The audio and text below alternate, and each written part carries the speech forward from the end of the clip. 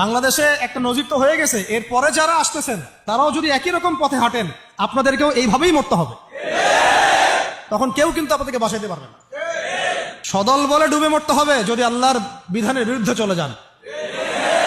সতর্ক হয়ে যান, ইতিহাস থেকে শিক্ষা নেন। ভুলেও নতুন বোতলে কোনো পুরাতন মদ খাওয়াইতে আসবেন না। ভুলেও নতুন বোতলে কোনো পুরাতন মদ খাওয়াইতে আসবেন না। আমরা দোয়া করবো যেন আবু সাইদ ভাইদের রক্তের সাথে গাদ্দারি না করা হয়, মুগ্ধদের রক্তের সাথে যেন কোনো মির্জাফরি করা না হয়। এটাই আমাদের রিকোয়েস্ট থাকবে আর কি, আবেদন, দাবি থাকবে। তবে এই গাদ্দারি যদি কেউ করতেও চায়, ইনশাআল্লাহ আমরা সেটা আর হতে দিব না ইনশাআল্লাহ। বাংলাদেশের মাটিতে আমরা কোনো ফ্যাসিস্ট আর উঠতে দিব না ইনশাআল্লাহ। কোনো ঘুমের রাজনীতি করতে দিব না ইনশাআল্লাহ। মানে মাঝে মাঝে তো আমার মনে হয় যে এইভাবে বলি যে কেউ যদি এবার গুম করতে আসে, আমরা পাল্টা প্রতিবাদ করে দেখাই দিব কিভাবে গুমকে প্রতিহত করতে হয়। একটা মানুষ যদি অপরাধ করে থাকে, তাকে আপনি লিগ্যাল আইনে বিচার করতে পারেন। সেখান থেকে রাতের অন্ধকারে জাগে তাকে উঠিয়ে নিয়ে চোখ বেঁধে আপনি একটা লাশ কাটার ঘরে ফেলে রাখবেন দিনের পর দিন, খাবার পানির ঠিক ঠিকানা নাই, রিমান্ডের পর রিমান্ড, চোখ বেঁধে, কেউ কাউকে দেখছে না, দিন না রাত কেউ বুঝতে পারে না। এগুলো কি ধরনের মানবতা? কিসের সভ্য যুগ? তাহলে আমরা সভ্যটা হলাম কোথায়? এগুলো তো আপনারা তো ইসলামকে গালি দেন তথাকথিত সুশীলরা, যে ওটা মধ্যযুগীয় বর্বরতা ইত্যাদি ইত্যাদি, নাউযুবিল্লাহ। হ্যাঁ, এই কথাগুলো শুনেন না, মধ্যযুগীয় বর্বরতা? এতদিন শুনেন না এই কথাগুলো আপনারা? তাহলে এই গুম খুনের রাজনীতি আর কোন যুগের বর্বরতা?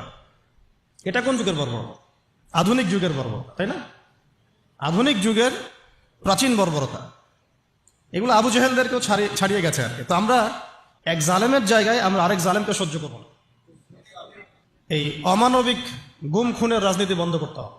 ছাত্রদের পড়াশোনার উপযুক্ত পরিবেশ নিশ্চিত করতে হবে। পড়াশোনার মধ্যে ইসলামী কারিকুলাম ঢোকাতে হবে। সমস্ত রকম এই যে ট্রান্সজেন্ডার, নোংরামি, ভণ্ডামি, নষ্টামি, এগুলো বন্ধ করতে হবে। এখনকার বাংলাদেশে আমরা ওই ধরনের বিষয়গুলো আর টলারেট করবো না ইনশাআল্লাহ। অনেক হয়েছে, আমি আপনাদেরকে বললে আপনারা চোখের পানি ধরে রাখতে পারবেন না।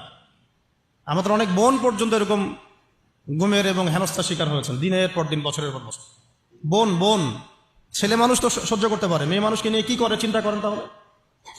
কোনো শায়েখ, কোনো ওস্তাদ 5 বছর থেকেছেন, কেউ 12 বছর থেকেছেন, 12 বছর, কেউ 5 বছর থেকেছেন, কেউ 7 বছর থেকেছেন। কেউ বের হন, উনি বলতেন, আমাদের এক ওস্তাদ বলতেন যে আমার এক পাতা জেলখানা আর এক পাতা বাইরে, মানে যায় আর আসে। তো তাদের তো পরিবার আছে, তাদের স্ত্রী আছে, সন্তান আছে, ছোট ছোট ছেলে মেয়ে আছে। তারা কি মানুষ ছিল না? দেখেন, এই অভ্যুত্থানটাকে আমরা এখন একটা বিষয় খেয়াল করছি যে সবাই প্রশংসা নেওয়ার জন্য উঠে পড়ে লেগেছে, সবাই ক্রেডিট নেওয়ার চেষ্টা করছে। আমার ক্রেডিট, আমি মাস্টার মাইন্ড। জি না, এখানে মাস্টার মাইন্ড আল্লাহ রাব্বুল আলামিন। এখানে একক কোনো ব্যক্তির কৃতিত্ব নাই। এটাকে পশ্চিমা বিশ্বের সামনে এইভাবে আপনি প্রেজেন্ট করতে পারেন না যে এখানে এই কয়েকজন মানুষের ভূমিকায় আজকে এই ফলাফল এসেছে। না, এখানে প্রত্যেকটা ভাইয়ের কন্ট্রিবিউশন আছে। এমনকি যে ফেসবুকে পোস্ট দিয়েছে তারও একটা কন্ট্রিবিউশন এখানে আছে। ওই সময় পোস্ট দিলেও ধরা পড়তে হতো, যে পোস্ট দিত তাকে উঠাই নিয়ে চলে যেত।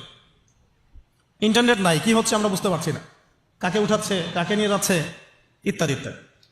তো আফসোসের ব্যাপারটা হচ্ছে আমি অবজার্ভ করছি যে আমাদের স্বাধীনতা আবার হাইজ্যাক হয়ে না যায় আর কি। এই স্বাধীনতা যেন আবার হাইজ্যাক হয়ে না যায়। আপনারা খুব সচেতন থাকবেন। আল্লাহ পাক আপনাদেরকে বুদ্ধিদীপ্ত একটা প্রজন্ম দিয়েছেন, আলহামদুলিল্লাহ। এবং আমরা আশা করছি যে ইনশাআল্লাহ আপনাদের দ্বারাই হবে, ইনশাআল্লাহ আমাদের দ্বারাই হবে ইনশাআল্লাহ। এখন বরেণ্য ওলামায়ে কেরামদের সাথে আমাদের সমন্বয় আছে, প্রত্যেকটা বিশ্ববিদ্যালয়ে আলোচনা হচ্ছে, কথা হচ্ছে। শুধু প্রয়োজন একটা নির্দিষ্ট লক্ষ্যে গোছানো কাজ এবং সমস্ত ত্যাগের লক্ষ্য, উদ্দেশ্য, নিয়াতটাকে বিশুদ্ধ করা। কোনো দুনিয়াবি স্বার্থে আমরা এই কাজগুলো করব না, শুধুমাত্র এক আল্লাহর সন্তুষ্টির জন্য করবো ইনশাআল্লাহ। কোনো দুনিয়াবি মানে স্বার্থ হাসিলের উদ্দেশ্যে আমরা এই সংগ্রামে লিপ্ত হব না, বরং আমরা আল্লাহ পাকের জমিনে আল্লাহর দ্বীন প্রতিষ্ঠার সংগ্রামে লিপ্ত হব ইনশাআল্লাহ। এখানে যে ভাইরা যে ব্যানারে কাজ করতেছেন করুক, যে কোনো ব্যানারে কাজ করতেছেন করুক, উদ্দেশ্য থাকবে একটাই, যে আমরা সবাই চাই আল্লাহ পাকের জমিনে আল্লাহর দ্বীন প্রতিষ্ঠা হোক। এটা প্রতিষ্ঠা না হলে যত পশ্চিমা তন্ত্রমন্ত্র আছে, আপনারা আমার চেয়ে অনেক ভালো জানেন, এই কমিউনিজমের কথাই বলেন, সোকল্ড এই ডেমোক্রেসির কথাই বলেন, সেকুলারিজমের কথাই বলেন, যত মতবাদ, এগুলো চূড়ান্ত সফলতা এবং চূড়ান্ত জাস্টিস আপনাকে কখনো দিবে না।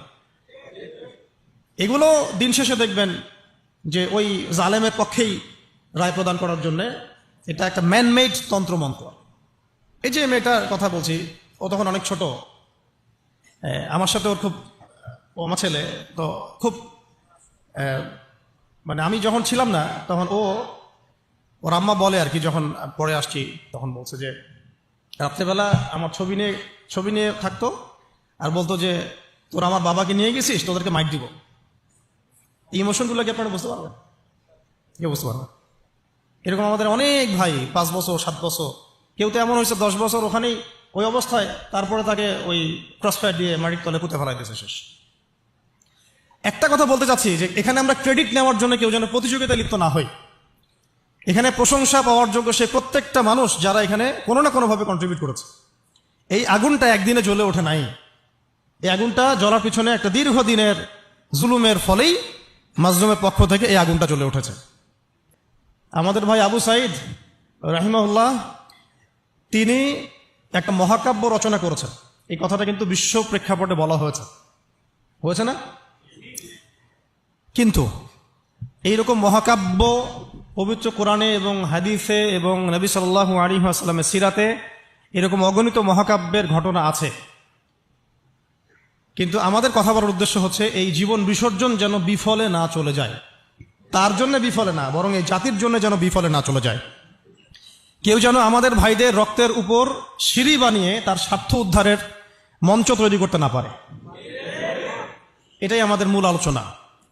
আপনাদেরকে শুরুটা বলছি এখান থেকে। দেখুন, আজকে থেকে হয়তো হাজার হাজার বছর আগে, আমি খালি পয়েন্টগুলো একটু টাচ করে যাব, বাকিটা আপনারা পড়বেন, বাসায় গিয়ে স্টাডি পড়বেন ইনশাআল্লাহ। আরও অনেক জ্ঞান আপনারা হাসিল করতে পারবেন ইনশাআল্লাহ। আমি শুধু জাস্ট পয়েন্টগুলোকে আপনাদেরকে ধরাই দিব, বাকি পড়াশোনা আপনাদেরকে করতে হবে।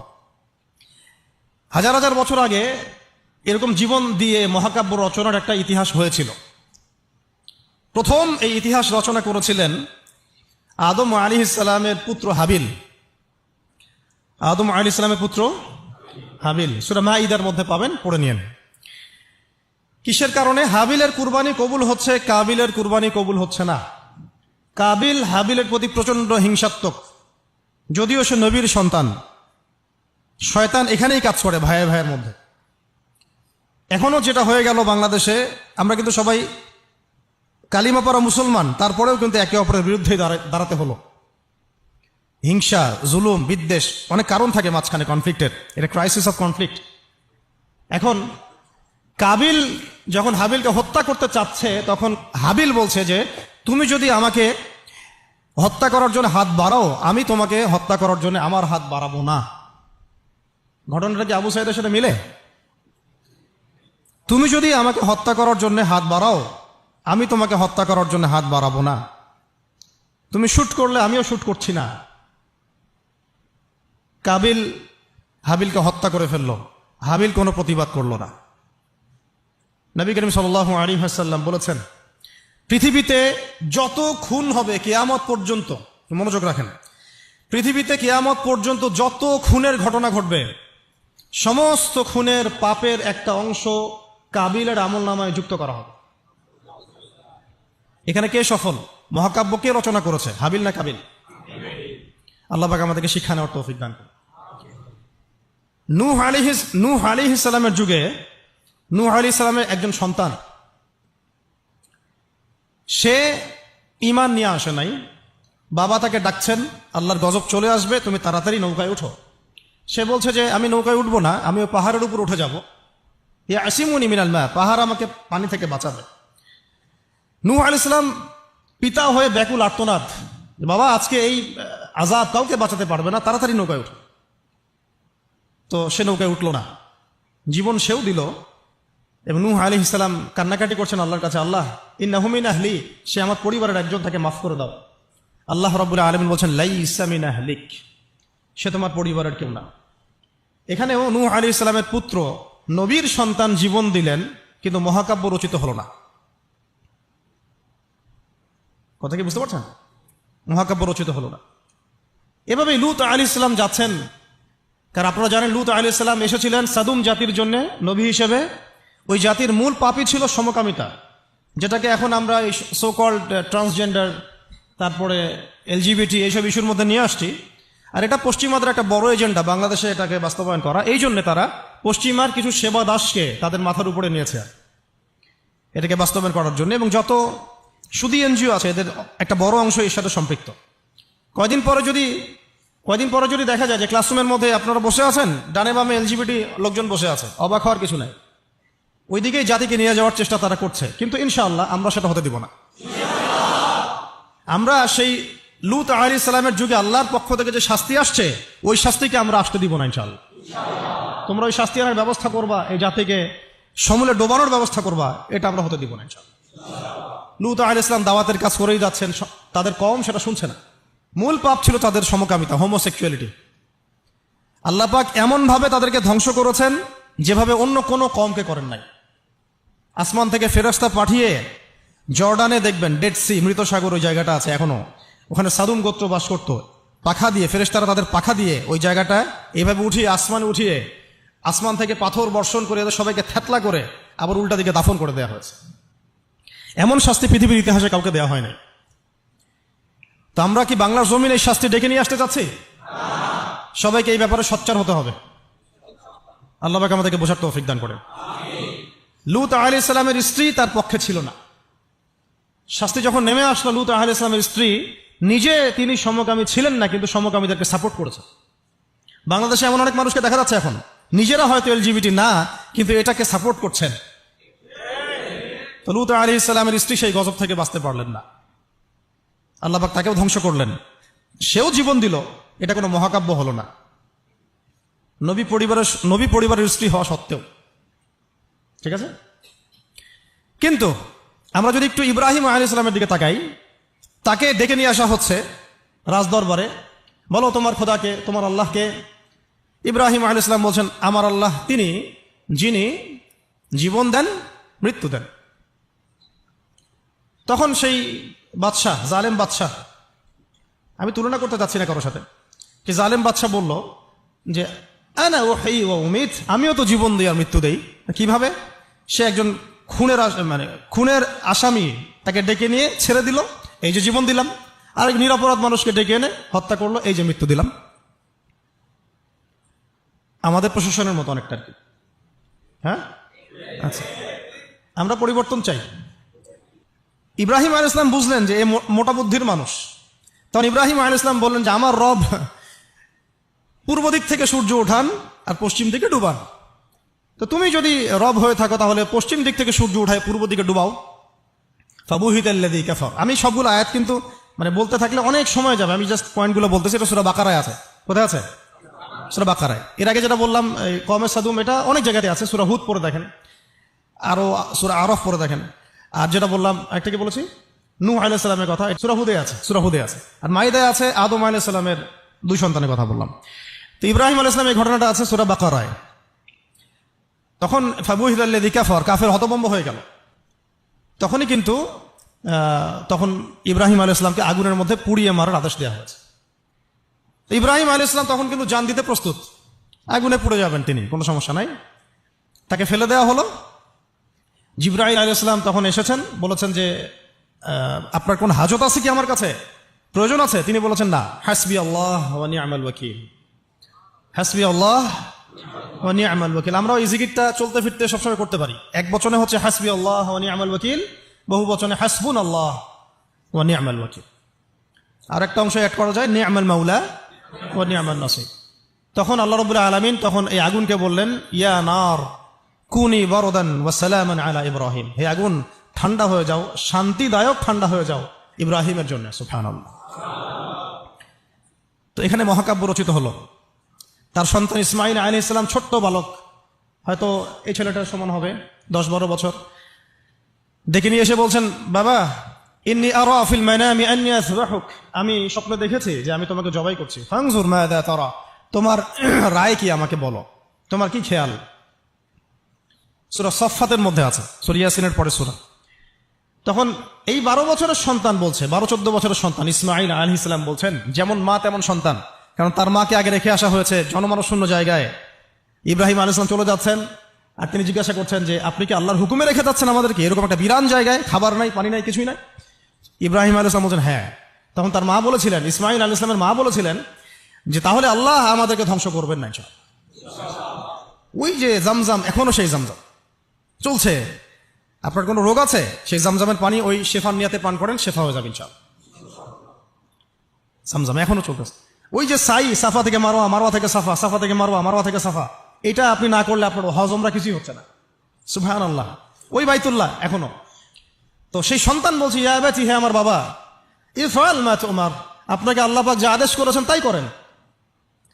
সাতাজিদুনি ইনশাআল্লাহু মিনাস সাবিরিন, ইনশাআল্লাহ আপনি আমাকে ধৈর্যশীল পাবেন। মায়ের সন্তান, মা হাজেরার সন্তান। এখানে ছুরি চালানো হচ্ছে কিন্তু গর্দান কাটছে না। জান্নাতি এক প্রাণী চলে আসলো, তাকে কুরবানি করা হলো, তাই না? সেই কুরবানির স্মৃতি আমরা এখনো ঈদুল আজহায় সেটাই করছি, হজে সেটাই করছি, কিয়ামত পর্যন্ত সেটা চলতে থাকবে। এখানে জীবন দেওয়ার প্রত্যয়টা মহাকাব্যে পরিণত হয়েছে, হয় নাই? আমি বুঝাতে চাচ্ছি যে আমরা আমাদের জান মাল, ইজ্জত, সময়, শ্রম যে বিলিয়ে দিব, দিন শেষে কোনো মহাকাব্য রচিত হয় নাকি আমরা এটা শুধু একটা স্রেফ দুনিয়াবি একটা ঘটনায় পরিণত হয়, এটার পার্থক্য যেন বুঝতে পারি। কথা কি বুঝতে পারছেন? না হলে কিন্তু অনেক সময় দেখা যাবে আমাদের ভালো প্রচেষ্টাও ইনভেইন হয়ে গেছে। আল্লাহ না করুক, আল্লাহ না করুক। সূরা ইউসুফ পড়েন, ওখানেও দেখবেন ভাইয়েরা ষড়যন্ত্র করে ভাইকে কুয়ায় ফেলে দিল, নির্দোষ নিরপরাধ। যেমন নির্দোষ নিরপরাধ বহু মানুষকে তুলে নিয়ে পড়া আয়না ঘরে ফেলে দিয়েছেন। একেবারে নির্দোষ, একেবারেই নিরপরাধ, না কারো ডানে আছে না কারো বামে আছে। কিছু মানুষ অনলাইনে ভাইব সৃষ্টি করে দিল যে ওরা হচ্ছে জঙ্গি, ওরা হচ্ছে খারেজি, ওরা হচ্ছে উগ্রবাদী, ওরা হচ্ছে কি আদনানি গোষ্ঠী। হ্যাঁ, এইসব শব্দ আসছে না? এই মানুষগুলোর জন্য আমাদেরকে হ্যারাসমেন্টটা পোহাতে হচ্ছে। এখানে আমি বলি না যে সরাসরি তাগুত দায়ী, ওদের তো একটা সিলসিলা আছেই, যারা যারা এই কয়েকটা ওয়ার্ড ইউজ করে ওদেরকে ট্রেস করা। ইউসুফ আলাইহিস সালামকে গর্তে ফেলছে কি ভাইরা না? তারপরে তিনি আল্লাহ পাক তাকে সম্মানিত করে রাজ দরবারে নিয়ে যান নাই? রাজ দরবারে যাওয়ার আগে তাকে 12 বছর জেল খাটতে হয়েছে। কত বছর? কোনো অপরাধ ছিল তার? কিছু মেয়ে তার সাথে খারাপ কাজ করতে চাচ্ছিল, তাই না? তাই না? দেখেন ইউসুফ আলাইহিস সালামের, আমরা বাহ্যিক সৌন্দর্য নিয়ে কথা বলি সবাই, ইউসুফ আলাইহিস সালাম খুব সুন্দর ছিলেন দেখতে, তাই না? অর্ধেক সৌন্দর্য তাকে দেয়া হয়েছে। আমাদের নবীজি বলেছেন মেরাজের রাতে আমি ইউসুফ আলাইহিস সালামের সাথে সাক্ষাৎ হয়েছে, এটা তো জানেন। তো তিনি বলেছেন যে ইউসুফ আলাইহিস সালামকে পৃথিবীর মানে মানুষের মধ্যে যে সৌন্দর্য এর অর্ধেক দেয়া হয়েছে। একজন সাহাবী আবার একটা চমৎকার মন্তব্য করেছিলেন যে ইউসুফ আলাইহিস সালামের সৌন্দর্য দেখে হাত কেটেছে মেয়েরা, তাই না? মনে আছে তো? হাত কেটেছে মেয়েরা। আর আমাদের নবী সাল্লাল্লাহু আলাইহি ওয়াসাল্লামের চেহারা মোবারকের নূর দেখে জান দিয়েছে সাহাবীরা, তাই না? বদরের মাঠে। তো ইউসুফ আলাইহিস সালাম কোনো অপরাধ করেন নাই, তারপরেও জেনার অপরাধে তাকে থাকতে হইল। আর আমাদেরকে তো মাশাআল্লাহ মানে বিনা অপরাধে কত কি যে করতে হইল। আপনারা সূরা বুরুজ পড়বেন, এখানে একটা ছোট বালকের কথা আছে। ওই বালককে, অনেক বড় ঘটনা, এটা আলাদা লেকচার আছে, আমার দেখে নিন।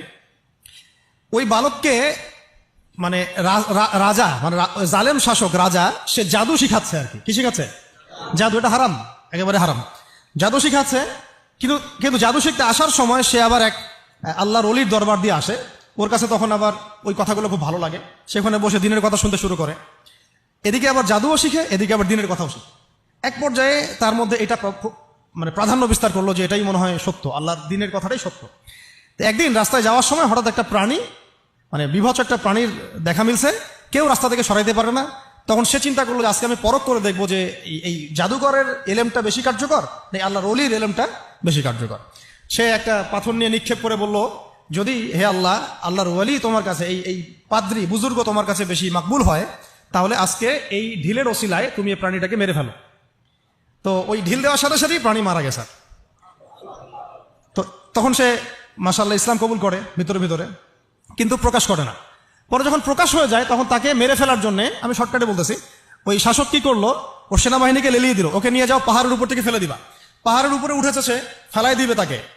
তখন সে একটা দোয়া পড়লো, আল্লাহুম্মা কফিনিহিম বিমা শি'তা। দোয়াটা শিখে নেবেন, আল্লাহুম্মা কফিনিহিম বিমা শি'তা। আমরা এই দোয়াগুলো করতাম, আল্লাহুম্মা কফিনিহিম বিমা শি'তা, আল্লাহুম্মা ইন্না নাজআলুকা ফি নুহুরিহিম ওয়া নাউযু বিকা মিন শুরুরিহিম, ইয়া মুনজিলাল কিতাব সারিআল হিসাব ইহজিমুল আহজাব, আল্লাহুম্মা হজিমহুম ওয়া জালজিলহুম। এগুলোর যে ইফেক্ট এটা আমরা নিজের চোখেই দেখেছি। ঠিক আছে, এই দোয়াগুলো শিখবেন। তো সে দোয়া করলো আল্লাহুম্মা কফিনিহিম বিমা শি'তা। তো তাকে তো ফেলাতে পারলোই না, বরং ওরাই নিচে পড়ে গেছে। সে হেঁটে হেঁটে রাজদরবারে আসছে, কি হলো, তোমাকে মারতে পাঠালাম, কি সমস্যা, কিভাবে আসলা, এইভাবে। আবার পাঠাইছে সেনাবাহিনী, যা একে সমুদ্রের মাঝখান থেকে ফেলে দিবা, পুরো সাগর থেকে ফেলে দিবা। ওই সাগরের মাঝখানে নিয়ে যাওয়া হলো, ওখানেও সে আবার দোয়া করছে আল্লাহুম্মা কফিনিহিম বিমা শি'তা। সাগরে ঝড় ওঠা শুরু হলো, ওর সেনাবাহিনী পড়ে গেছে, সে আবার সেফ অ্যান্ড সাউন্ড চলে আসলো রাজদরবারে। কি সমস্যা হে তোমার, তোমাকে মারা যাচ্ছে না কেন? এই ছেলেটাকে বাদশা বলতেছে যে তুমি কে হে, মারা যাচ্ছে না কেন? তো সে বলছে, দেখেন, আপনি যদি আমাকে মারতেই চান তাহলে আমি যেটা বলি সেটা করেন। আচ্ছা, কি সেটা?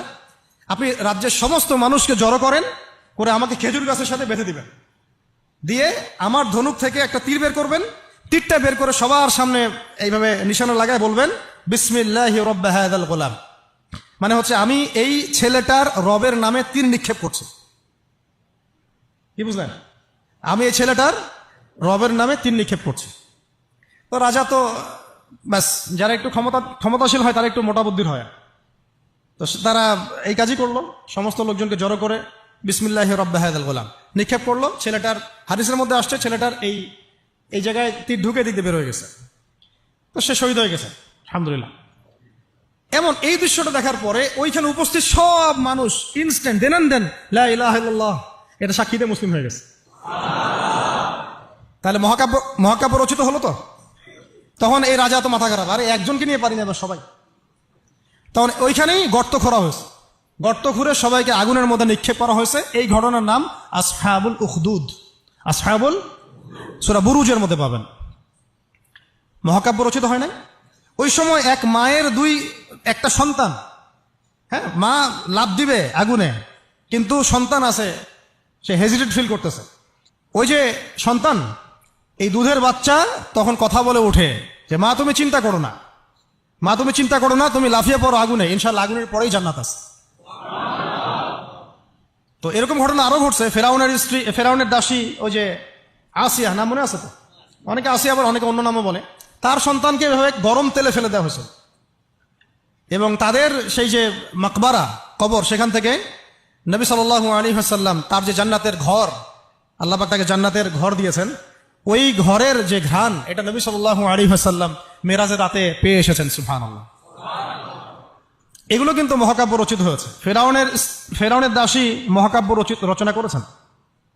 আসহাবুল উখদুদের এই বালক মহাকাব্য রচনা করেছেন। ওই উখদুদের সেই মানুষগুলো মহাকাব্য রচনা করেছেন, তারাও জীবন দিয়েছেন, তাদের জীবন দেওয়া ব্যর্থ হয় নাই। হয়েছে না? এরকম আরো অনেক হিস্ট্রি আছে, একটা করে বলতে গেলে অনেক। একটা কথা মনে পড়লো যে সূরা ইয়াসিন আপনারা পড়েন না অনেকেই? সবাই সকালবেলা সূরা ইয়াসিন পড়বেন, আমলটা করবেন। ফজরের নামাজের পরে সূরা ইয়াসিন পড়ার অভ্যাস করেন। আমি তো বলি সূরা ইয়াসিন মুখস্থ করে ফেলেন। কিছু কিছু বিষয়ে নবীজি চাইতেন যে উম্মার কলিজার মধ্যে থাক। তার মধ্যে সূরা মুলক আছে, তিনি চাইতেন সবার যেন এটা হিফজ থাকে।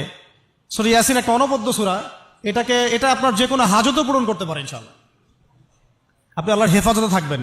তো এখানে দেখবেন পড়তে এক জায়গায় পাবেন যে একটা করিয়া, মানে গ্রামের মধ্যে 3জন ব্যক্তিকে আল্লাহ পাক নবী করে পাঠিয়েছে একই সাথে, মানে একই সাথে 3জন নবী একটা এলাকার মধ্যে। ঠিক আছে, তো তারা দাওয়াতি কাজ করছিলেন। তো দাওয়াত অনেকে বেশিরভাগই কবুল করছিল না, কিন্তু দূর থেকে একজন লোক দৌড়ে আসছে ইসলাম কবুল করার জন্য, বা সে আগে হয়তো কবুল করেছিল। দৌড়ে এসে কওমকে বলছে যে হ্যাঁ আমার কওম এই রাসূলদের অনুসরণ করো, তারা তোমাদের কাছে কোনো আজর চাচ্ছে না, রাসূলের অনুসরণ করো। তো এই ব্যক্তির নাম হচ্ছে হাবিবে নাজ্জার। হাবিবে নাজ্জার, এটা নিয়ে আমার আরেকটা আলাদা লেকচার আছে, ওইখানে সবগুলো আয়াতগুলো ব্যাখ্যা করেছি, এই জন্য এখানে বললাম না। শর্ট করে বলতেছে, হাবিবে নাজ্জারকে তারা হত্যা করে, এবং তাকে হত্যা করার পরপরই, মানে সাথে সাথেই আল্লাহ রাব্বুল আলামিন তাকে জান্নাতে তার থাকার জায়গা দেখায় দেন, এবং সে বলে যে ইয়া লাইতা কওমি ইয়ালামুন, হায় আমার কওম যদি জানতো যে আজকে আমি কত সফল। হয়তো আমাদের শহীদ ভাইরা এই কথাই বলতেছে যে আমাদের কওম যদি জানতো যে আজকে আমরা কত সফল। তো এই হাবিবে নাজ্জারের জীবন দেয়াটা কিন্তু মহাকাব্যে পরিণত হয়েছে। আসহাবুল কাহফও জীবন না দিলেও তারাও কিন্তু তাদের পুরো সভ্যতা থেকে বেরিয়ে গিয়েছিলেন। একটা শিরকে পরিপূর্ণ সভ্যতা, জুলুমের পরিপূর্ণ সভ্যতা থেকে তারা বেরিয়ে গিয়েছিলেন। আল্লাহ পাক তাদেরকে 309 বছর ঘুম পাড়িয়ে রেখেছে।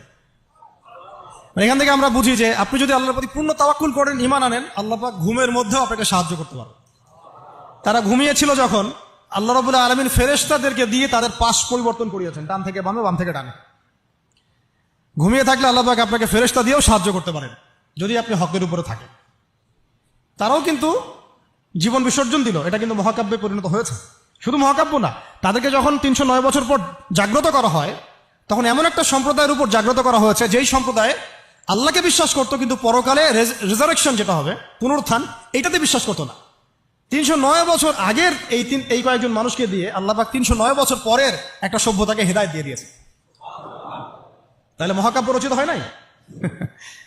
আল্লাহ আমাদেরকে বোঝার তৌফিক দান করুন। নবী মুসা আলাইহিস সালাম ফেরাউনের যে কবল, এখান থেকে নাজাত দেওয়ার জন্য মুসা আলাইহিস সালামকে আল্লাহ পাক পাঠান নাই, তার ভাই হারুন আলাইহিস সালাম তার সাথে ছিলেন। দেখেন, ফেরাউন কিন্তু জানতো, তাকে ভবিষ্যৎবাণী করা হয়েছিল একজন বালকের জন্ম হচ্ছে শীঘ্রই, তোমার রাজপ্রাসাদ এখন কাঁপাই দিবে। কিন্তু তখন কিন্তু সে কি শুরু করলো? সব ছোট ছোট বাচ্চাদেরকে হত্যা করা শুরু করলো। ইউযাব্বিহুনা আবনাআকুম, বলেন আরেকটা কি? ওয়ায়াস্তাহইয়ুনা নিসাআকুম। পড়তে হবে, পড়াশোনা করতে হবে ভাই, যেন আমরা একটা টাচ করলে শব্দ আপনি বুঝতে পারেন কোন সূরায় আছে। কোরআনকে আপনার মেইন সাবজেক্ট করতে হবে। দাবি তোলেন যে কোরআনের শিক্ষা, মানে কোরআন সাবজেক্টটাকে প্রত্যেক বিশ্ববিদ্যালয়ে ম্যান্ডেটরি করা হোক, কোরআনের আলাদা ফ্যাকাল্টি খোলা হোক। সিরাত এবং অ্যাটলিস্ট হাদিস, উসুলের কথা নাই বা বললাম, অ্যাটলিস্ট হাদিস, সিরাত, ইসলামের ইতিহাসের পাশাপাশি প্রত্যেকটা বিশ্ববিদ্যালয়ে আলাদা ফ্যাকাল্টি খুলে খুলে পড়ানোর ব্যবস্থা করা হোক। আমরা শুধুমাত্র একমুখী শিক্ষা চাই না, আমরা শিক্ষা ব্যবস্থার মধ্যে সংস্কার চাই এবং দ্বিমুখী শিক্ষার এই যে মেরুকরণ, এর সমন্বয় চাই। অন্যথায় দেখবেন সংগ্রাম ঠিকই করতেছেন, এদিকে আবার মেয়ে নিয়ে ডেটিংও করবেন। কি লাভটা হলো বলেন? আমি এখানে তো জেনা করতেছেন, সংগ্রাম হচ্ছে, কিন্তু এদিকে নামাজ পড়তেছে না। বুঝতে পারেন কথা? মানে সংগ্রামে আপনি আছেন, বিপ্লবে আছেন, অভ্যুত্থানে আছেন, নামাজে নাই, হ্যাঁ, কোরআনের তিলাওয়াতে নাই, দার্সে নাই। তাহলে ওইটা দুনিয়াবি একটা বিপ্লব হবে। আপনার চেতনার মধ্যে দুনিয়া থাকবে, কিন্তু আখিরাতের কোনো চেতনা থাকবে না। আমি এখান থেকে আস্তে আস্তে এখন শেষের দিকে আসতেছি, আপনাদেরকে দেখাবো কিছু মানুষের রচিত মহাকাব্য যারা দুনিয়ার উদ্দেশ্যে মহাকাব্য রচনা করেন নাই, শুধুমাত্র এক আল্লাহকে রাজি খুশি করার জন্য করেছেন, এবং কিয়ামত পর্যন্ত মানুষ তাদেরকে মনে রাখবে। এতক্ষণ যেগুলো বললাম সেগুলো তো কোরআনিক অনেক, মানে নবীদের ঘটনা থেকে বললাম, এবং কিছু ভিতরের ঘটনা থেকে বললাম। এই পার্টটা একটু মনোযোগ দিবেন। তার আগে আমি মুসা আলাইহিস সালামের কথা শেষ করে নিই।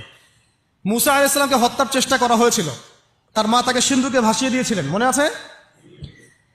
ফেরাউনের স্ত্রী, সে ওই সিন্ধুক থেকে বাচ্চা নিয়ে মুসা আলাইহিস সালামকে নিয়ে ফেরাউনের ঘরে ঢুকলো। যেই বাচ্চাকে মারার জন্য এতগুলো বাচ্চাকে ফেরাউন হত্যা করলো, সেই বাচ্চাকে বড় করলেন আল্লাহ রাব্বুল আলামিন সেই ফেরাউনের বাসায়। সুবহানাল্লাহ, সুবহানাল্লাহ, আল্লাহু আকবার। বাংলাদেশ এটাও দেখলো যে গুটি কয়েক মানুষকে একেবারে সমূলে মিটিয়ে ফেলার জন্য এত কিছু করলেন, ওই মানুষগুলো আপনাদেরকে দেশ ছাড়তে বাধ্য করলেন। সুবহানাল্লাহ, সুবহানাল্লাহ। দেখেন, আমি কিছু চিন্তা করি মাঝে মাঝে,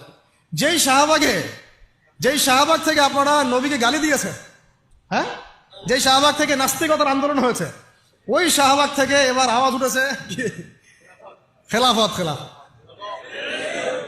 যেই শাহবাগ থেকে কি হলো কয়দিন আগে, এই আপনারা ইসলামপন্থী হুজুরদেরকে, মানে দাড়ি টুপিওয়ালা মানুষদেরকে বললেন যে এরা সমাজের শত্রু, এরা রাজাকার, এরা অমুক, এরা থমক। ওখান থেকে, ওই বিশ্ববিদ্যালয়গুলো থেকে, শাহবাগ থেকে আওয়াজ উঠলো, তুমি কে আমি কে, রাজাকার। দেখছেন আল্লাহ রাব্বুল আলামিনের কৌশল? দেখছেন, মানে ফলাফল আসবেই, আল্লাহ রাব্বুল আলামিন একটু ডিলে করেন, বাস একটু সুযোগ দেন, ছাড় দেন, যাতে করে তাদের পাপ বাড়তে থাকে এবং হুজ্জত কায়েম হয়। যাই হোক, এখন আসি, তো ফেরাউনের ঘরেই লালিত পালিত হচ্ছেন মুসা আলাইহিস সালাম। অনেক ঘটনা, বনু ইসরাইলের উপর অনেক নির্যাতন করা হয়। এই নির্যাতনের হাত থেকে আল্লাহ পাক উদ্ধারের জন্য মুসা আলাইহিস সালামকে পাঠান। তিনি একটা দোয়া করতেন, সেই দোয়াটা আমাদেরও করা উচিত। তিনি বলতেন, রব্বি ইশরাহ লি সাদরি ওয়া ইয়াসসির লি আমরি ওয়াহলুল উকদাতাম মিন লিসানি ইয়াফকাহু কওলি। তো শেষমেশ বনু ইসরাইলকে মারার জন্য ফেরাউন দলবল নিয়ে কোথায় গেল? লোহিত সাগরের কাছে। দলবল পিছনে, সামনে লোহিত সাগর, এখানে হচ্ছে বনু ইসরাইল আর মূসা আলাইহিস সালাম। পিছনেও যাওয়ার কোনো রাস্তা নাই, সামনেও যাওয়ার কোনো রাস্তা নাই। 5 তারিখের মতো আর কি, মানে না পিছনে যাওয়ার আপনাদের কোনো রাস্তা ছিল, আর না সামনে কি আছে আপনারা বুঝতে পারতেছেন, ওটাও তো বুঝতে পারতেছিলেন না সামনে কি আছে। এবার যদি মানে আল্লাহ পাক কোনো রাস্তা না খুলেন, তাহলে হয় সাগরে ডুবে মরতে হবে, না হলে বনু ইসরাইল এই ফেরাউনের হাতে মারা যাবে, দলবলের হাতে। তখন এই যে একটা কথা, তখন বনু ইসরাইলের মধ্যে একজন ব্যক্তি মূসা আলাইহিস সালামকে বলেছিল, ইয়া মূসা, হে মূসা, ইন্না লামুদরাকুন, আমরা তো ধরা পড়ে গেলাম। কি বলেছে?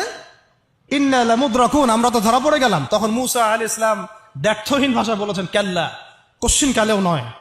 তোমরা বলছো আমরা ধরা পড়ে গেছি, কোশ্চিন কালেও না। আমার রব আমার সাথে আছেন, নিশ্চয়ই তিনি আমাকে পথ দেখাবেন। বলার সাথে সাথেই মূসা আলাইহিস সালামের কাছে ওহী আসলো, লাঠিটা ছুঁড়ে মারেন। লাঠি ছুঁড়ে মারলেন, এই লোহিত সাগর চিরে 12টা রাস্তা হয়ে গেল। সুবহানাল্লাহ।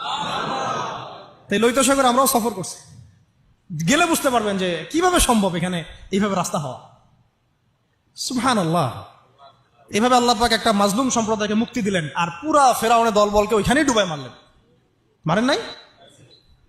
সদল বলে ডুবে মরতে হবে যদি আল্লাহর বিধানের বিরুদ্ধে চলে যান। বাংলাদেশে একটা নজির তো হয়ে গেছে, এরপরে যারা আসতেছেন তারাও যদি একই রকম পথে হাঁটেন, আপনাদেরকেও এইভাবেই মরতে হবে। তখন কেউ কিন্তু আপনাদেরকে বাঁচাইতে পারবে না। সতর্ক হয়ে যান, ইতিহাস থেকে শিক্ষা নেন।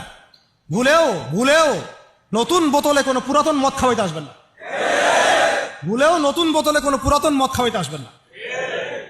আমরা কোরআন থেকে শিখবো, হাদিস থেকে শিখবো, নবীর সুন্নাহ থেকে শিখবো, সিরাত থেকে শিখবো। আমরা শৈথিল্যতাবাদীও নই, আবার আমরা চরমপন্থীও নই, আমরা মধ্যমপন্থী। আমরা না কোন এগ্রেসিভ কোনো অ্যাকশনে যাব, আর না আমরা এইসব বিষয়ে শিথিলতা আরোপ করবো। আমরা মধ্যমপন্থী থাকবো, দাওয়াতের কাজ করব, তাবলীগের মেহনত করব, সৎ কাজে আদেশ করব, অসৎ কাজে নিষেধ করব, নিজেরা দিন পালন করব, পড়াশোনা করব, আমল করব, তাসকিয়া অর্জন করব, ওলামা ইকরামদের সাথে সম্পর্ক রাখবো, এবং একটা ঐক্যবদ্ধ জাতি হিসেবে আমরা ইসলাম নিয়ে এগিয়ে যাবো ইনশাআল্লাহ। হ্যাঁ, যদি আমাদের দিকে চোখ তুলে তাকাতে আসেন তখন খবর খারাপ আছে ইনশাআল্লাহ। যদি চিন্তা করেন যে পার্বত্য অঞ্চল ভাগ করে আরেকটা দেশ বানাবো, তখন আমাদের অবস্থা দেখে নেবেন ইনশাআল্লাহ। যদি চিন্তা করেন যে আমরা এইখানে চাপ দিয়ে হ্যাঁ বাংলাদেশকে কয়েক টুকরা করে ফেলাবো, এরকম যদি কোনো চিন্তা থাকে, তাহলে বাঙালি এবং বাঙালি মুসলমানদের আসল চরিত্র দেখে নেবেন ইনশাআল্লাহ। সহ্য করতেছি আমরা এখন এগুলো, কিন্তু আমরা দায়িত্বশীল ভাইদেরকে বলবো, আপনারাই কিন্তু সামনের লিডার। আপনাদেরকে বলবো যে বুদ্ধিদীপ্ত হন, রাসূল সাল্লাল্লাহু আলাইহি ওয়াসাল্লামের সুন্নাত অনুযায়ী আপনি আগান। এর চেয়ে শ্রেষ্ঠ কোনো সুন্নাত পৃথিবীতে নাই। এসব আব্রাহাম লিঙ্কনের সুন্নাত, ওই মাও সেতুংয়ের সুন্নাত, আর মুসলিনের সুন্নাত, আর এই যে কি চেঙ্গিস খানের সুন্নাত, হ্যাঁ এইসব সুন্নাত দিয়ে কোনো কাজ নাই। আল্লাহ পাক আমাদেরকে নবী মুহাম্মদ সাল্লাল্লাহু আলাইহি ওয়াসাল্লামের সুন্নাত বোঝার তৌফিক দান করেন। তিনি যেভাবে দিন প্রতিষ্ঠা করেছেন ওই পথে আগানোর তৌফিক দান করেন।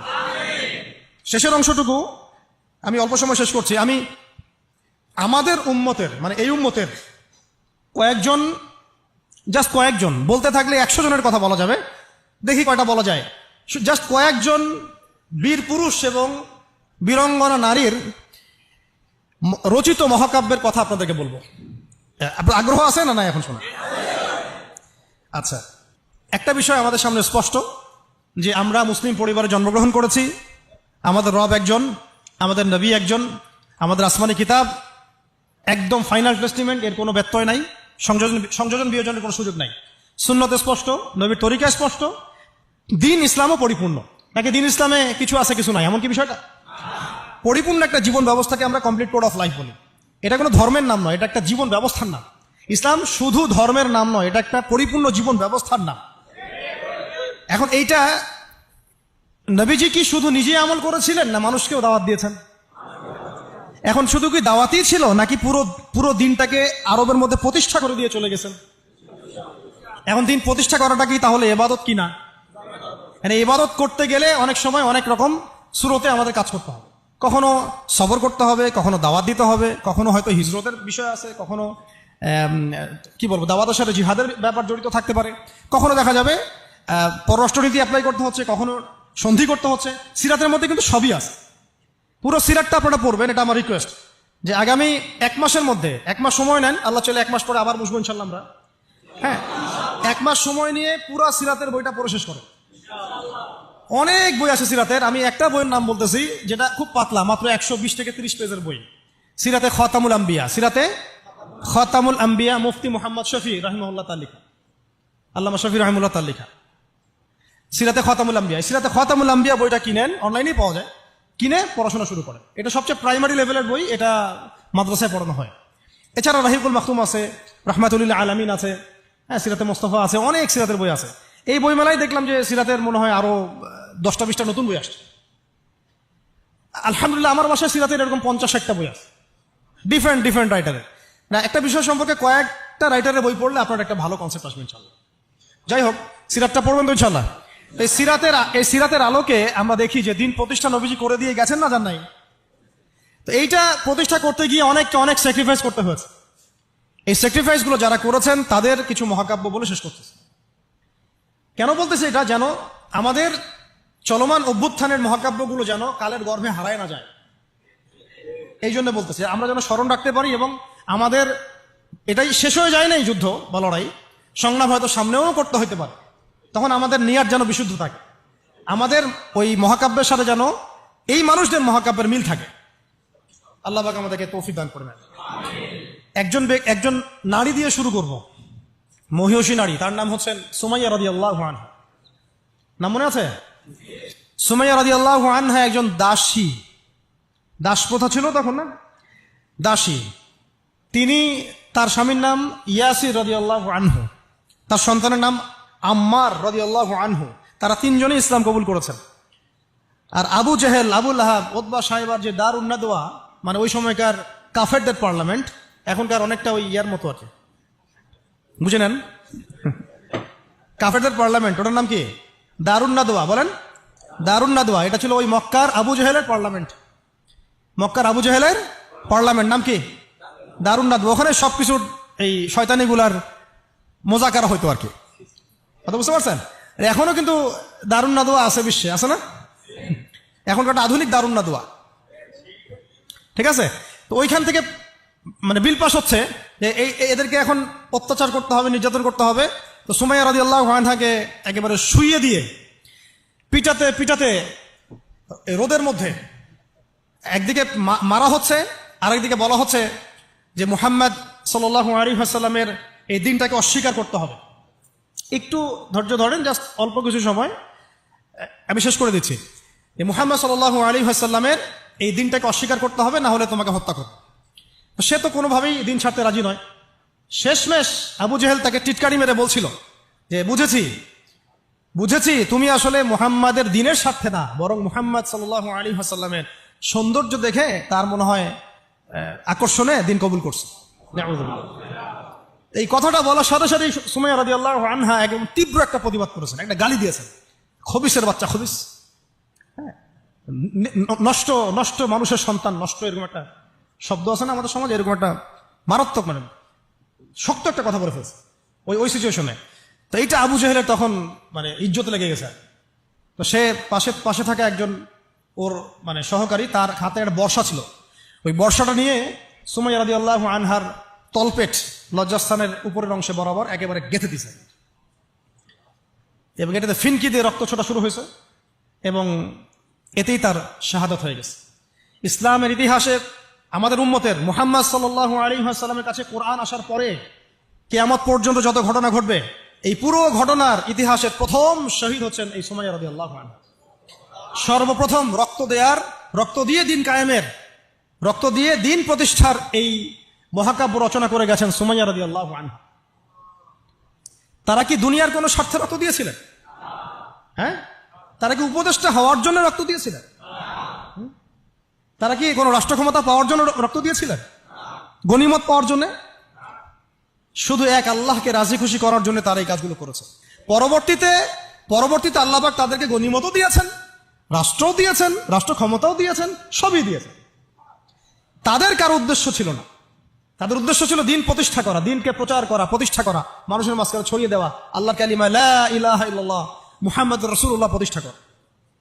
আমাদের এই অভ্যুত্থানগুলো, বিপ্লবগুলোর যেন নিয়াত ঠিক থাকে। কথাটা বলার উদ্দেশ্য এটা। যদি আমরা দেখি বেলাল রাদিয়াল্লাহু আনহুর কথা, তাকে কিভাবে পিটানো হয়েছে আপনারা সবাই কম বেশি জানেন। আরবের জাস্ট গরমে যদি একটা ওমরা করেন তাহলেই বুঝতে পারবেন যে গরমটা কেমন হতে পারে। কয়েকদিন আমাদেরকে রাস্তায় নামাজ পড়তে হয়েছে, এত ভিড় ছিল, ওখানে সেজদা দেওয়ার মতো কোনো পরিবেশ থাকে না, এত এত মানে গরম। ওখানে দাঁড়িয়ে থাকলে আপনার পায়ে মনে ফসকা পড়বে। ওখানে একটা মানুষকে সারাদিন শুইয়ে রাখা হলে উত্তপ্ত বালুর মধ্যে, উপরে যদি পাথর চাপা দেওয়া হয়, আর সে তখনও বলতে থাকছে আহাদুন আহাদ, আল্লাহ এক, আল্লাহ এক, তাহলে তার ইমানের জজবা চিন্তা করে। এই জীবন মহাকাব্য রচনা করেছে। এই জন্য বেলাল রাদিয়াল্লাহু আনহু সেই ব্যক্তি যিনি মক্কা বিজয়ের পরে কাবা ঘরের ছাদে উঠে আজান দিয়েছেন। সুবহানাল্লাহ, চিন্তা করা যায়। তিনি সেই ব্যক্তি যার কথা নবী সাল্লাল্লাহু আলাইহি ওয়াসাল্লাম যখন আলোচনা করতেন তখন বলতেন যে বেলাল, যখনই আল্লাহ আমাকে জান্নাত দেখান তখন তোমার পায়ের আওয়াজ আমি আগে আগে শুনতে পারি। তুমি কি এমন আমল করো? তিনি বলছেন, আমি তো এক্সট্রা এমন কোনো আমল করি না, তবে যখনই আমার ওযু ছুটে যায় তখন আমি আবার ওযু করি এবং সেই ওযু দিয়ে আমি 2 রাকাত নামাজ পড়ি, তাহিয়াতুল ওযু। এটা আমরা আমল করার চেষ্টা করবো। আল্লাহ পাক আমাকে তৌফিক দান করেন, আপনাদেরকে তৌফিক দান করেন। এইগুলো হচ্ছে মহাকাব্য, জাজল্যমান মহাকাব্য, যেগুলো আমাদের এই প্রজন্মকে জানানো উচিত এবং আপনাদের মাথায় থাকা উচিত। প্রত্যেকটা সংগ্রাম, প্রত্যেকটা বিপ্লব, প্রত্যেকটা অভ্যুত্থানের পিছনে যেন থাকে আল্লাহর সন্তুষ্টি, আল্লাহর দিন কায়েমের চেষ্টা, আল্লাহর দিনের খেদমতের চেষ্টা এবং ইনসাফ প্রতিষ্ঠার চেষ্টা, এবং জালেমের বিরুদ্ধে আমাদের অবস্থান সবসময় শক্ত থাকবে ইনশাআল্লাহ। এরকম অনেক ঘটনা আছে, আমি আজকে আর বলার সুযোগ পেলাম না। ইনশাআল্লাহ আরো একদিন আল্লাহ যদি তৌফিক দেন ইনশাআল্লাহ তাআলা আমি আপনাদের সাথে আবার এগুলো সেশন করবো ইনশাআল্লাহ। তো শেষ করার আগে আমি জাস্ট 2-1টা নাম উচ্চারণ করতেছি। সেটা হচ্ছে আমার খুব পছন্দের একজন ব্যক্তিত্ব, ইমাম হুসাইন রাদিয়াল্লাহু আনহু। নাম মনে আছে না? তার কারবালার মাঠের ঘটনা আপনারা জানেন। এইগুলো মহাকাব্য।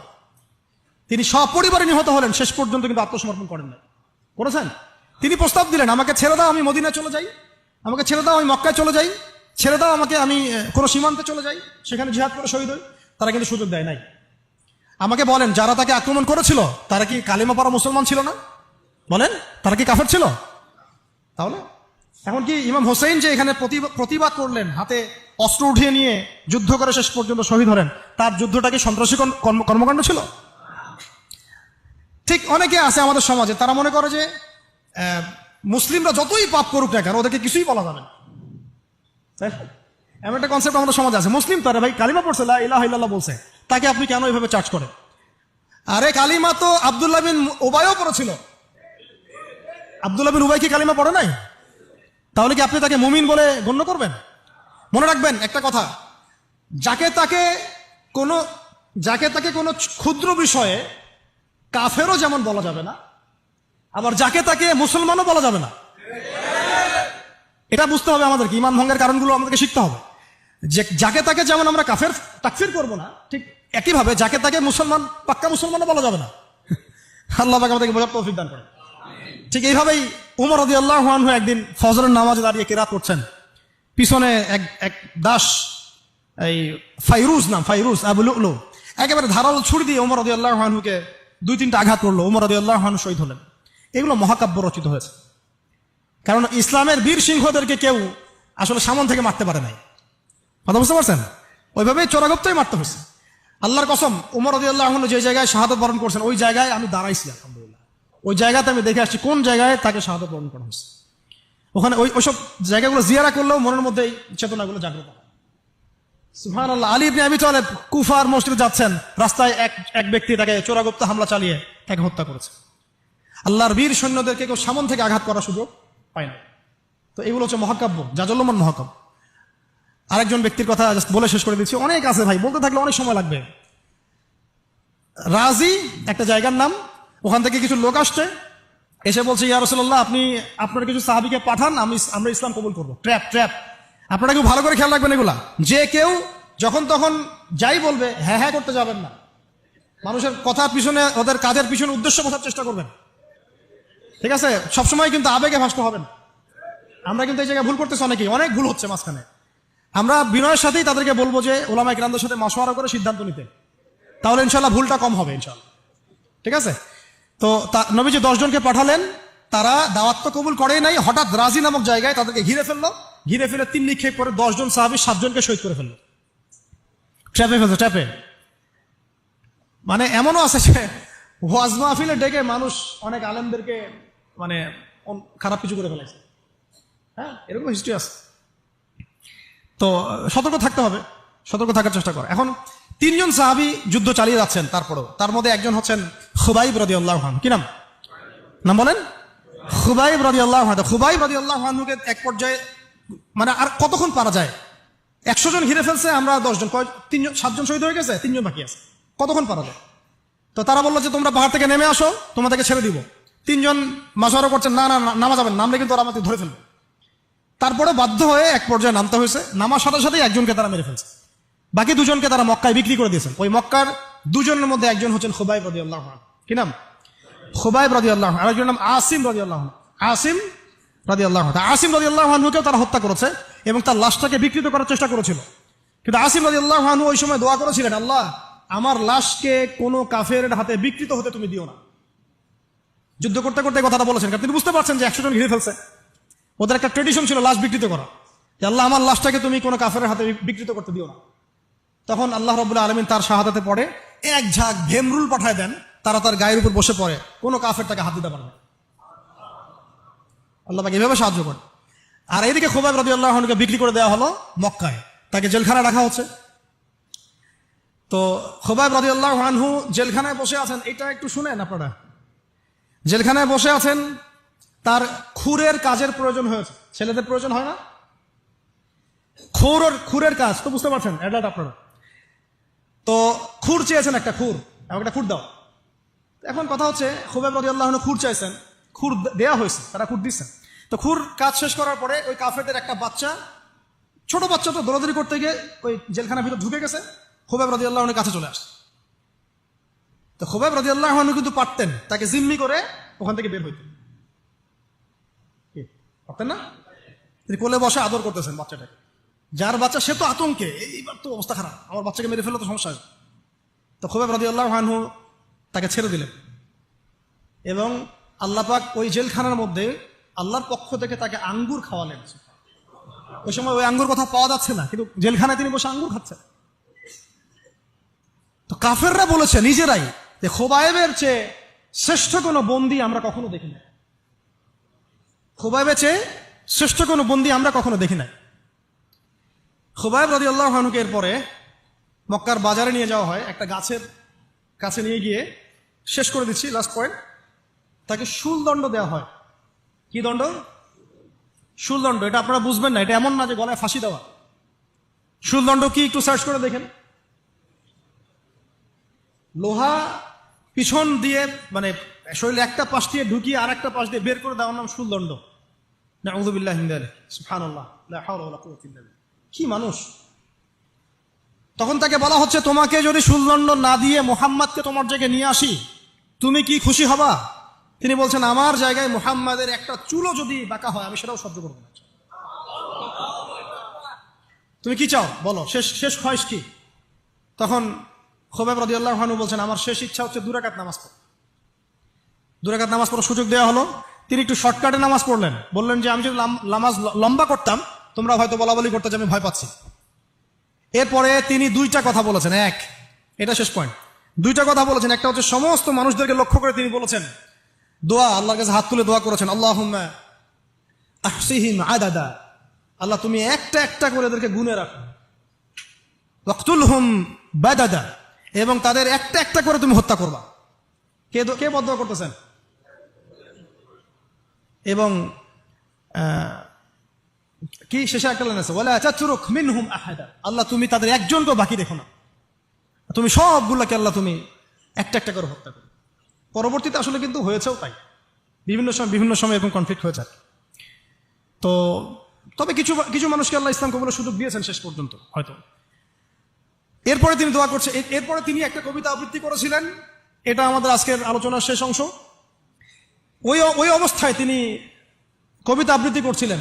এই কবিতাটা আমরা সবাই যেন মুখস্থ করার চেষ্টা করি। অনেক সিরাতে অনেকভাবে আসছে, আমি আমার মতো করে বলার চেষ্টা করছি। তিনি অনেক 12-14 লাইনের একটা কবিতা আবৃত্তি করেছিলেন। তার শেষের 4টা লাইনে তিনি বলেছিলেন যে ওয়ালাস্তু উবালি হিনা উকতালু মুসলিমান, আমি কোনো পরোয়াই করি না যখন আমাকে মুসলিম হিসেবে শহীদ করা হচ্ছে। ওয়ালাস্তু উবালি হিনা উকতালু মুসলিমান, আলা আই জামবিন কানা লিল্লাহি মাসরাই, আমাকে যেদিকেই পাশ ফিরিয়ে হত্যা করা হোক না কেন সেই পাশটা আল্লাহর জন্যই। ওয়াযালিকাল ইলাহ ওয়া ইন ইয়াশা, তিনি এমন একজন ইলাহ যিনি চাইলে ইউবারিক আলা ফি কুল্লি শিলউইন মুমাজ্জা, তিনি আমার প্রত্যেকটা হাড়ে রক্তে মাংসে বরকত দিতে পারেন। এরপর তাকে শহীদ করা হয়। তো প্রিয় ভাইয়েরা, অনেক আলোচনা হলো, করতে থাকলে সারা রাত চলে যাবে, একদিনে তো সব বলা যাবে না। তো ইনশাআল্লাহ আমরা প্রতি মাসে যদি একটা করে সেশন করতে পারি ইনশাআল্লাহ তাআলা আমাদের জন্য অনেক মুফিদ। আজকে আমরা যে বিষয়টার দিকে ফোকাস করার চেষ্টা করলাম যে মহাকাব্য রচনা করতে হবে আল্লাহর জন্য। মহাকাব্য শুধু আমরা এবারই প্রথম রচনা করি নাই, আমাদের এই বাপদাদা পূর্বপুরুষ একদম সলফে সালেহিনের যুগ থেকে শুরু করে চিরায়ত এই যে 1400 বছর ইতিহাস, বহু যুদ্ধ হয়েছে, বহু বিপ্লব, বহু সংগ্রাম, বহু গণ অভ্যুত্থান। কিন্তু যে অভ্যুত্থানগুলোর উদ্দেশ্য ছিল শুধু দুনিয়া, সেই অভ্যুত্থানগুলো কখনো দীর্ঘস্থায়ী হয় নাই। যে অভ্যুত্থানগুলোর উদ্দেশ্য ছিল, বিপ্লবগুলোর উদ্দেশ্য ছিল শুধুমাত্র দুনিয়ার স্বার্থ হাসিল করা, সেগুলো পশ্চিমকালেও পরকালে কোনো আজার পাবে না। আর যে বিপ্লব, যে গণ অভ্যুত্থানগুলো শুধুমাত্র আল্লাহকে রাজি খুশি করার জন্য, আল্লাহর দ্বীনের জন্য, তার নবীর জন্য, ইসলাম প্রতিষ্ঠার জন্য কায়েম করা হয়েছে, সংগঠিত হয়েছে, শুধুমাত্র সেগুলোই দুনিয়াতেও সফল হয়েছে, পরকালও সফল হবে ইনশাআল্লাহ। এবং আমাদের এই ভাইদের ত্যাগগুলোকে আমরা যেন বিফলে যেতে না দেই। এই নতুন বাংলাদেশে তাদের যে মহাকাব্য, এগুলোকে যেন আমরা স্মরণ করে রাখি। এবং এই স্মরণীয় করে রাখতে হলে আমাদেরকে এই মানুষগুলোর মতো মহাকাব্য রচনা করতে হবে। আল্লাহ পাক আমাদের সবাইকে কথাগুলো বোঝার তৌফিক দান করেন। তো মাঝখানে একটা কথা বলতে আমি ভুলে গিয়েছিলাম, এখন মনে পড়লো, বলে দেই, নাহলে পরে বলে দেব। ওই যে মিদআমের কথাটা আপনাদেরকে বললাম যে বাইতুল মাল থেকে কি চুরি করছে। হ্যাঁ, আপনারা যারা গণভবন থেকে এত কিছু নিয়ে আসছেন এখন বুঝেন কি করবেন। এটা তো বাইতুল মাল হয় নাই ভাই, ওটা কি বাইতুল মাল? এই রাষ্ট্রের কি কোনো আমির আছে যে এটাকে বন্টন করে দিচ্ছে আপনাদের মধ্যে? তা তো করে নাই। তাহলে ফ্রিজ ট্রিজ, মাছ মাংস, ডিম দুধ কলা যে নিয়ে আসলেন, এটা কি হবে এখন? যাক, এটা আল্লাহ পাক যেন মাফ করে দেন, দোয়া করি।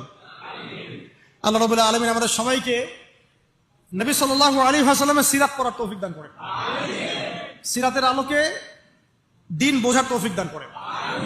সেই দিন নিজে পালন করব, নিজের পরিবারে কায়েম করব, সেই ইলম অনুযায়ী আমল করব, হালাল খাবো এবং দ্বীনের খেদমত করব।